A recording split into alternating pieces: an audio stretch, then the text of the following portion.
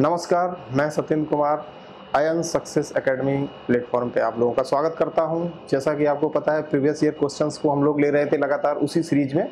आज का सेशन फिर शुरू करते हैं। पॉलिटी और हिस्ट्री से संबंधित क्वेश्चन है। बाकी संतोष शर्मा सर लेते हैं क्वेश्चन आपको, ज्योग्राफी से संबंधित क्वेश्चन।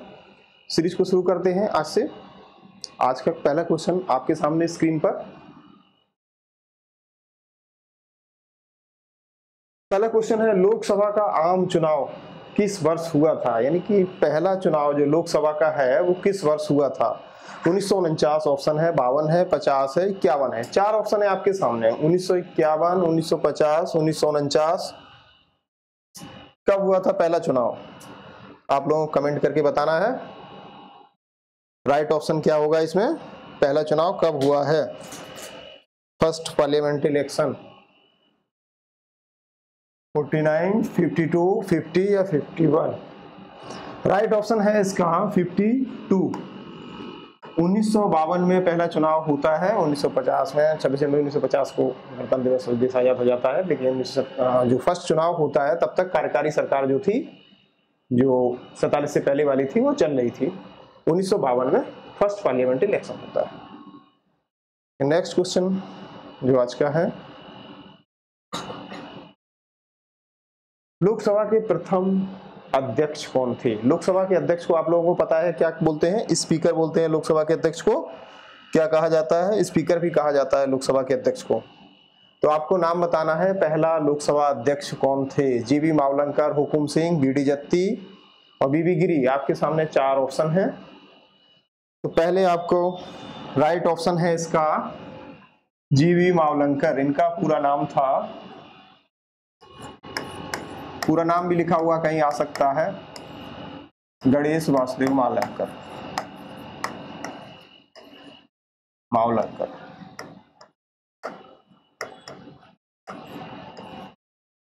जो फर्स्ट स्पीकर थे, प्रथम लोकसभा अध्यक्ष थे। बाकी ऑप्शन सही है। नेक्स्ट क्वेश्चन को करते हैं। आज का नेक्स्ट क्वेश्चन है, बहुत ही अच्छा क्वेश्चन है। राज्यसभा किसके द्वारा भंग की जा सकती है? ध्यान से देखिएगा, राज्यसभा के बारे में पूछा गया। राज्यसभा को कौन भंग कर सकता है? राष्ट्रपति, प्रधानमंत्री, मंत्रिपरिषद, इनमें से कोई नहीं। चौथा ऑप्शन है इनमें से कोई नहीं। आपको बताना है राइट ऑप्शन क्या है। लोकसभा को भंग किया जा सकता है या नहीं? तो इसका सही जवाब है, लोकसभा को कोई भंग नहीं कर सकता। वो राज्यसभा को कोई भंग नहीं कर सकता है। लोकसभा भंग की जाती है। लोकसभा भंग होने के बाद चुनाव होता है। लेकिन राज्यसभा एक स्थायी सदन भी कहा जाता है राज्यसभा को, क्योंकि इसका भंग नहीं होती है। इसको कोई भंग नहीं कर सकता है। स्थायी सदन है, स्थायी सदन है, उच्च सदन भी है। राज्यसभा उच्च सदन है, लोकसभा को निम्न सदन भी कहते हैं।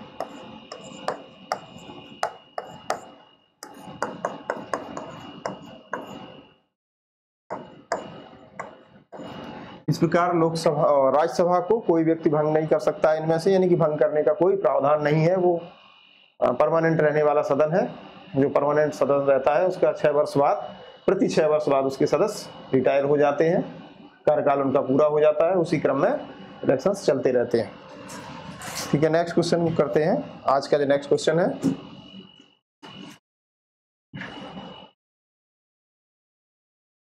केंद्र में द्वैध शासन किस अधिनियम के अंतर्गत स्थापित किया गया? द्वैध शासन, द्वैध शासन कब शुरू हुआ है केंद्र में? आपको बताना है इस क्वेश्चन में।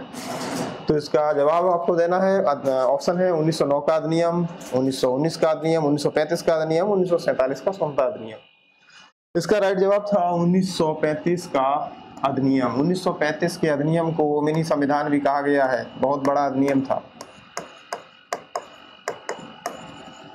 मिनी संविधान कहा गया है क्योंकि इसके द्वारा 1935 के अधिनियम के ज्यादातर प्रावधान जो है संविधान सभा ने अधिग्रहित किए हैं। भारतीय संविधान में, भारतीय संविधान का जो स्रोत है उसमें सबसे ज्यादा जो अधिनियम लिए गए हैं वो 1935 के अधिनियम से लिए गए। इसमें द्वैध शासन की व्यवस्था की गई। द्वैध शासन क्या था? द्वैध शासन था जो द्वैध शासन के माध्यम से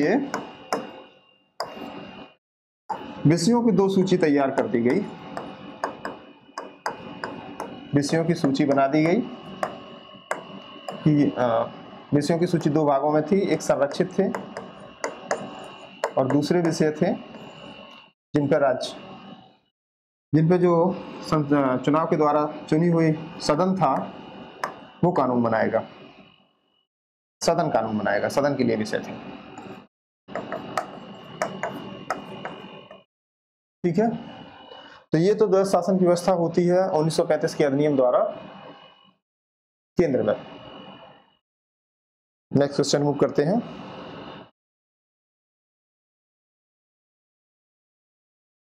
भारतीय संविधान की प्रारूप समिति, थोड़ा सा कटा हुआ है इसमें, प्रारूप समिति है, आधा पा बन गया है।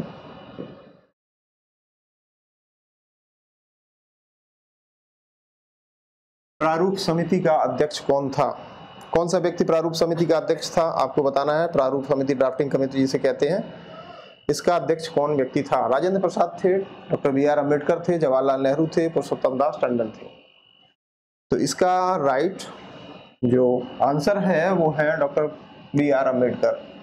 प्रारूप समिति शायद 8 समितियां थी, 8 समितियां बनाई गई थी, विभिन्न समितियां, जिनमें से एक प्रारूप समिति भी थी जिनको कि संविधान का प्रारूप तैयार करना है, किस तरीके से बनाया गया। उसके अध्यक्ष थे doctor B R. Ambedkar. B R. Ambedkar प्रारूप समिति के अध्यक्ष हैं और 8 समितियां थी जिनमें केंद्रीय समिति,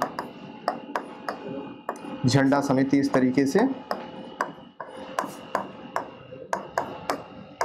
डॉट डॉट डॉट इस प्रकार से अन्य समितियां थी। आपके लिए जो आज क्वेश्चन था कि प्रारूप समिति का अध्यक्ष कौन था, कई बार आया हुआ क्वेश्चन है, विभिन्न एग्जाम्स में पूछा जाता है प्रारूप समिति का अध्यक्ष कौन था। नेक्स्ट क्वेश्चन, नए राज्य के गठन की शक्ति किसमें निहित है? देश के अंदर अगर नया राज्य बनाना है तो इसकी शक्ति किसमें गठित है? ये क्वेश्चन है, बड़ा अच्छा क्वेश्चन है। संसद में, राष्ट्रपति में, मंत्रिपरिषद में, राज्य पुनर्गठन आयोग में। आप बताएं ऑप्शन कौन सा सही होगा कमेंट करके। इसमें राइट ऑप्शन कौन सा है? तो ये शक्ति जो प्राप्त है वो राष्ट्रपति को है।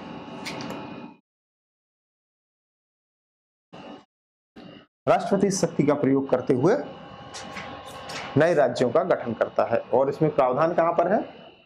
अनुच्छेद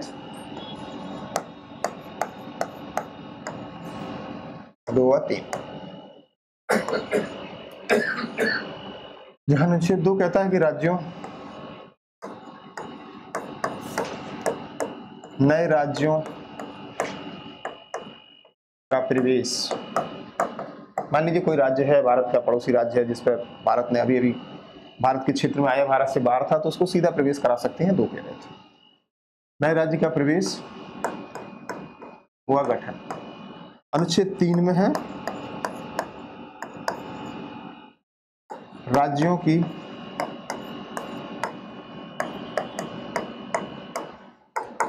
सीमाओं में परिवर्तन।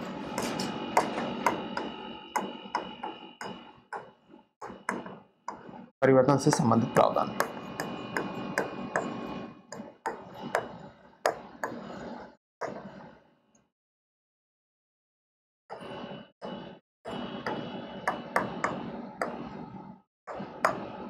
मान लीजिए कोई राज्य है जिसकी सीमा क्षेत्र बदलना है तो उसको अनुच्छेद 3 के तहत काम होगा। नेक्स्ट क्वेश्चन आज का है, भारतीय संविधान के किस अनुच्छेद के अंतर्गत नागरिकों को मौलिक अधिकार प्राप्त हैं? बहुत अच्छा क्वेश्चन है आज का। देखिए कि किस अनुच्छेदों का सीरियल दिया गया है। अनुच्छेद ऑप्शन है 112 से 120, अनुच्छेद 222 से 235, अनुच्छेद 12 से 35 और 5 से 11।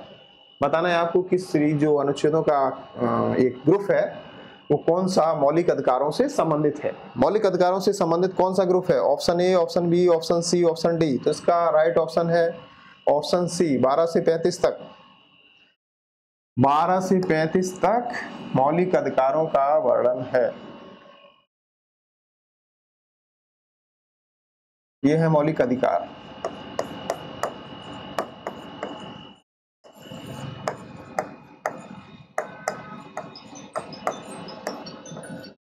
मौलिक अधिकारों का वर्णन है 12 से 35 तक।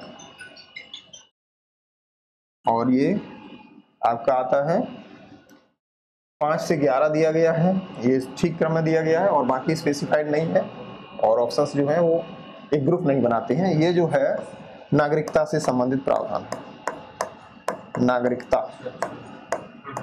से संबंधित प्रावधान है।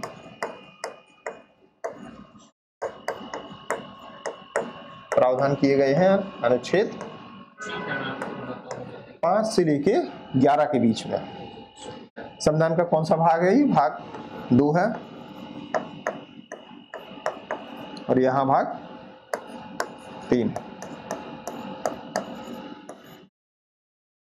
प्रकार से आप लोग देखते हैं ये जो क्वेश्चन है कंप्लीट होता है। नेक्स्ट क्वेश्चन पे मूव करते हैं। आज का नेक्स्ट क्वेश्चन है आप लोगों के सामने, मूल अधिकारों के अंतर्गत कौन सा अनुच्छेद बालकों के नियोजन से सीधा संबंधित है? बालकों का श्रम नियोजन से संबंधित है, मतलब श्रम का नियोजन जो किया जाएगा बालकों का वो कहाँ पे प्रतिबंधित किया गया है? अनुच्छेद 17 में, अनुच्छेद 19 में, अनुच्छेद 23 में, 24 में बताना है आपको। बताएं राइट ऑप्शन इसका क्या है? आप लोग कमेंट करके जवाब देना है आपको।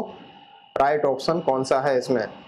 4 अनुच्छेद दिए गए हैं आपके सामने स्क्रीन पर। राइट ऑप्शन है इसका अनुच्छेद 24, बाल श्रम एवं बाल श्रम का प्रतिषेध करता है।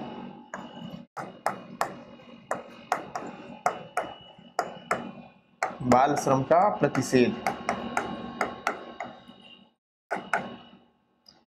बालकों को कारखानों में या किसी भी ऐसे कार्य में नहीं लगाया जा सकता है जो उनके स्वास्थ्य के लिए हानिकारक, देखिए बालकों से कार्य नहीं कराया जा सकता है। अनुच्छेद 19 आपको पता ही है, इसमें स्वतंत्रता का वर्णन है, स्वतंत्रता का वर्णन है। अनुच्छेद 17 अस्पृश्यता का उन्मूलन है, अस्पृश्यता का उन्मूलन। अस्पृश्यता को सामान्य भाषा में छुआछूत भी कहते हैं। अस्पृश्यता का उन्मूलन किया गया है। 23 में क्या है? अनुच्छेद 23, अनुच्छेद 23 कहता है मानव दुर्व्यापार हुआ बलात्श्रम, बलात्श्रम को प्रतिबंधित करता है।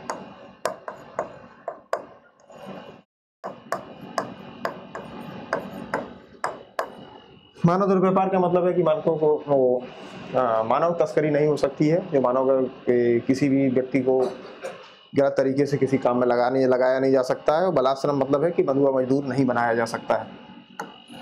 बंधुआ मजदूर या बिना जो कारखाने के नियम है या कार्य के जो नियम है उनको उल्लंघन करके काम में लगाने से संबंधित है। तो ये इस कंप्लीट होता है। और नेक्स्ट क्वेश्चन मूव करते हैं। आज का जो नेक्स्ट क्वेश्चन है, संविधान का कौन सा भाग कल्याणकारी राज्य का आदर्श घोषित करता है? कल्याणकारी राज्य, जिसे वेलफेयर नेशन भी कहा जाता है, इंग्लिश में क्या बोलते हैं इसको? Welfare nation. कल्याणकारी राज्य की अवधारणा संविधान के किस भाग में है? मौलिक अधिकार में है, मौलिक कर्तव्य में है, प्रस्तावना में है, राज्य के नीति निर्देशक तत्वों में। बताना है आप लोगों को कौन सा ऑप्शन सही है। Option A, option B, option C, option D. Right option कौन सा है इसमें से? तो इसका राइट ऑप्शन आपका निकल के आएगा ऑप्शन डी। ये राज्य के नीति निर्देशक तत्वों से संबंधित है।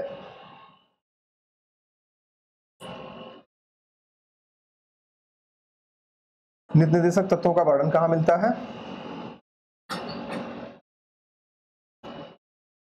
छत्तीस से लेकर 51 तक अनुच्छेदों में है का वर्णन। अनुच्छेद 36 से लेकर 51 तक राज्य के नीति निर्देशक तत्वों का वर्णन है और इनको कल्याणकारी राज्य की अवधारणा, मतलब कि राज्य वेलफेयर नेशन, जनता के लिए, आम जन के लिए कैसे भी उनके हित में काम कैसे करेगा, एक कल्याणकारी राज्य के लिए काम कैसे करेगा। मौलिक अधिकार जो हैं इनका संबंध है, आपको अभी पिछले क्वेश्चन में बताया था कि अनुच्छेद 12 से लेके 35 तक है। अनुच्छेद 12 से 35 तक इनका वर्णन है।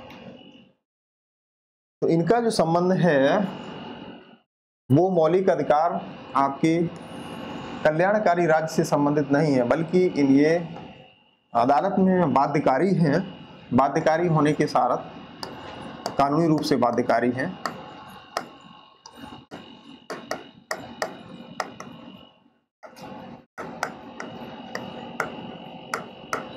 तो इनकी अवधारणा हम एक नकारात्मक कह सकते हैं कि अगर राज्य इतना जो अधिकार है व्यक्ति को एक सामान्य जीवन जीने के लिए मिलना चाहिए, अगर नहीं मिलते हैं तो वो न्यायालय में जा सकता है। इससे संबंधित है मौलिक अधिकार। मौलिक कर्तव्यों सामान्य व्यक्ति के कर्तव्य हैं, जो कि समय 11 है, आपको पता है, संविधान संशोधन द्वारा जोड़ा गया। प्रस्तावना में ऐसी कोई अवधारणा नहीं है। प्रस्तावना जो है वो संविधान की एक आत्मा है और उसमें जो संविधान के मौलिक उद्देश्य हैं उनका वर्णन किया गया। नेक्स्ट क्वेश्चन, राज्य के नीति निर्देशक सिद्धांत निम्नलिखित में से किस अनुच्छेद में अंतरराष्ट्रीय शांति और सुरक्षा, आपको ये बताना है कि अंतरराष्ट्रीय शांति सुरक्षा का प्रावधान कहाँ किया गया है। ये भी क्वेश्चन आ सकता है। तो राज्य के नीति निर्देशक तत्वों में क्वेश्चन से ही क्वेश्चन बन सकता है। राज्य के नीति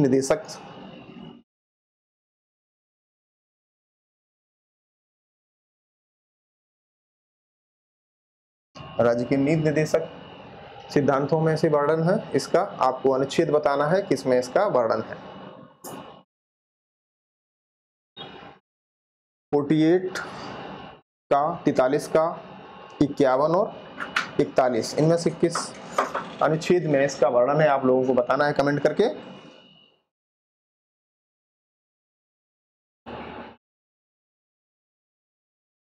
बताएं आप लोग जल्दी से कौन सा ऑप्शन सही है इसमें।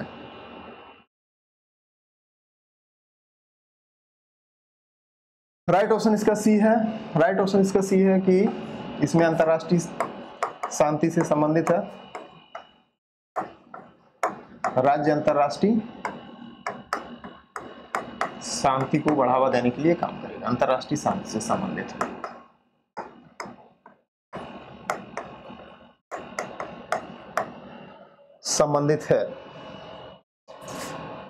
बाकी जो ऑप्शंस हैं आपके अनुच्छेद 48 का है, 43 का है। अनुच्छेद 43 का कहता है कामकारों की, किसी कारखाने या में कामकारों की हिस्सेदारी, कामकारों की हिस्सेदारी सुनिश्चित करता है।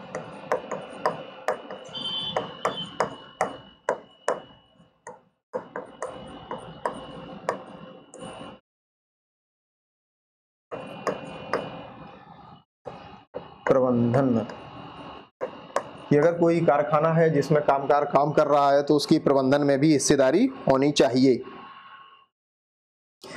48 का है, ये बड़ा इंपॉर्टेंट है, पर्यावरण संरक्षण से संबंधित है। इस पे भी क्वेश्चन कई बार आया है। पर्यावरण संरक्षण का से संबंधित प्रावधान कहाँ किया गया है, तो ये आएगा आपका राज्य नीति निर्देशक तत्वों में है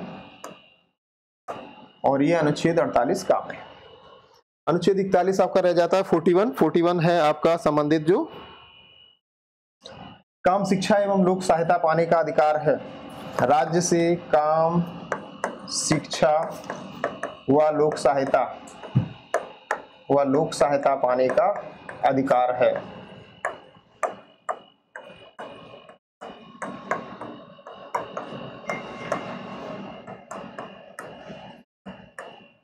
ये सारे के सारे अनुच्छेद नीति निर्देशक तत्वों से संबंधित है।